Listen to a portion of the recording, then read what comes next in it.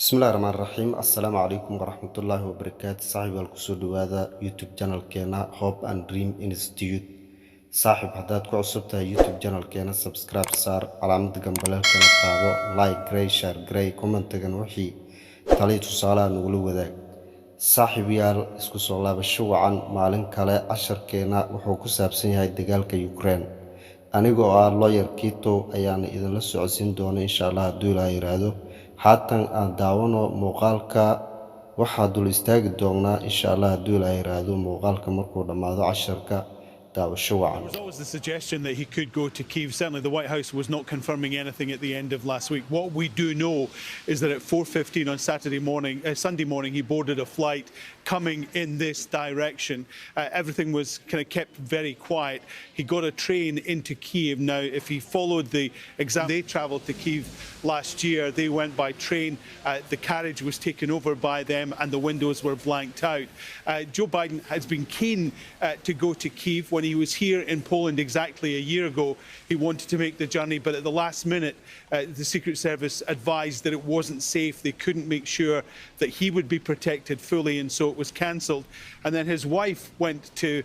Ukraine on Mother's Day in May last year. So Joe Biden was always keen to go there. And just in the last few minutes, we've had a statement from the White House confirming that the president is actually in Kyiv. He has met Volodymyr Zelensky. He's also announced an additional $500 million worth of military aid to Ukraine. No new weapons in that latest batch, but what he's saying is they will provide money. He, of course, has said that the United States has played a leading part in helping Ukraine protect their democracy. And in Ukraine, in the last few minutes, the Republican Party in the United States saying that they are concerned about the amount of money that is being funneled to Ukraine to help in their battle against Moscow. But Joe Biden making it absolutely clear it is not his intention, America's intention, to walk away from the commitment that they've given. haatan waxa si galayna casharkeena ama waxa dul istaagayna casharkeena saaxib hadaa ku cusubtaa YouTube channel keena subscribe sar like gray share gray comment gan wixii tale iyo tusaale aan ugu wadaag waayahay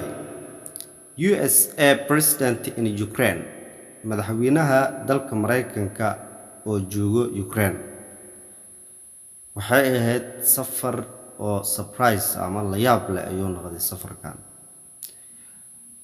warkan waxaa soo tabiyay Alan Fisher qof la dhahayo Warsaw oo ku sugan dalka Poland correspondent wariyaha Alan Fisher la dhahayo in Warsaw oo ku sugan magaalada Warsaw ee dalka Poland said wuxuu dhahay there was always had a jeer waxaa jiray suggestion soo jeedin that could go to Kyiv inuu ku aadi karay dalka Ukraine ee magaalada Kyiv certainly well the White House aqalka cad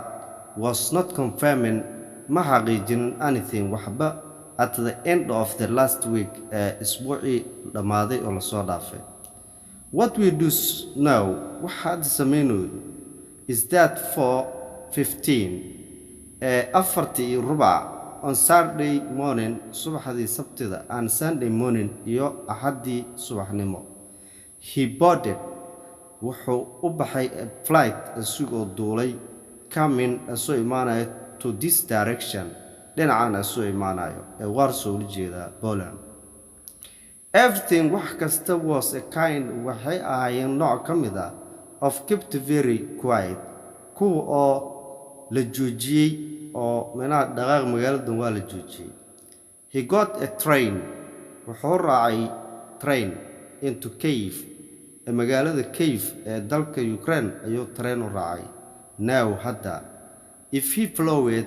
the example hadduu ku dayday tusaalihii of when they traveled to Kyiv last year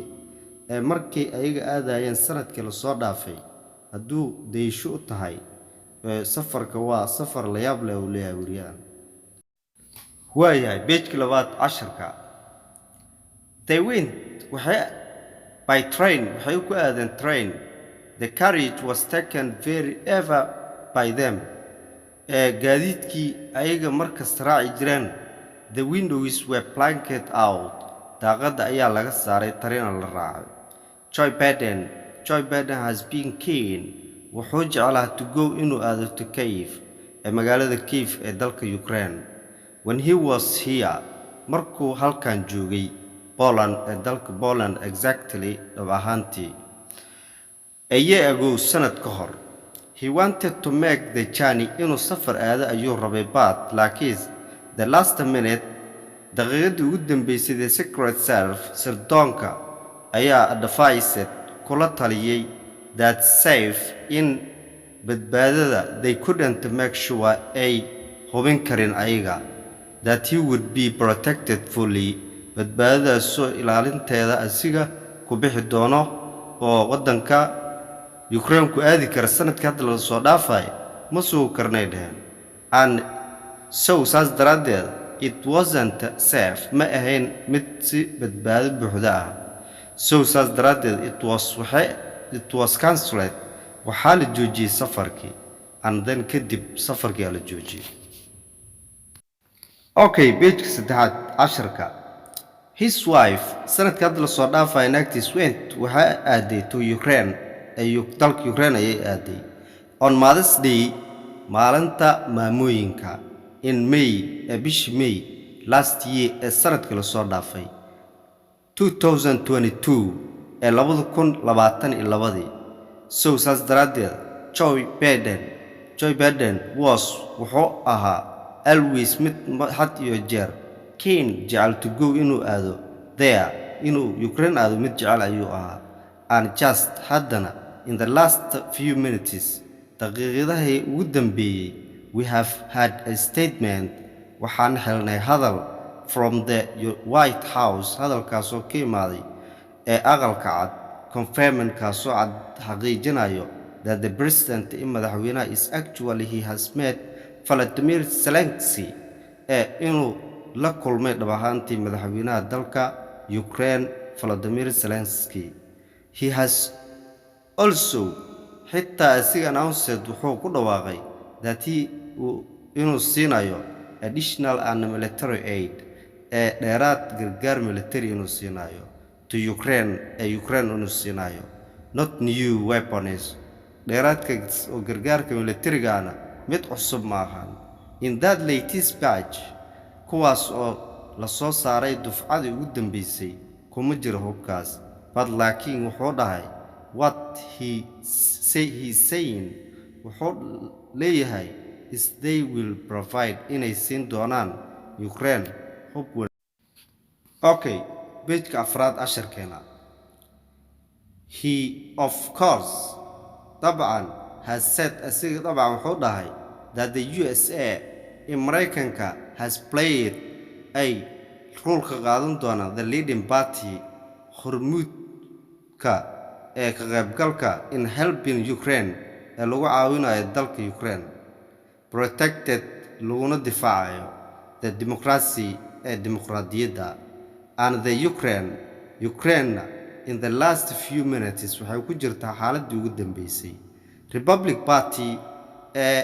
xisbiga jamhuuriga in the United States ee Mareykanka saying waxay leeyihiin that they are concerned inay ka walaacayaan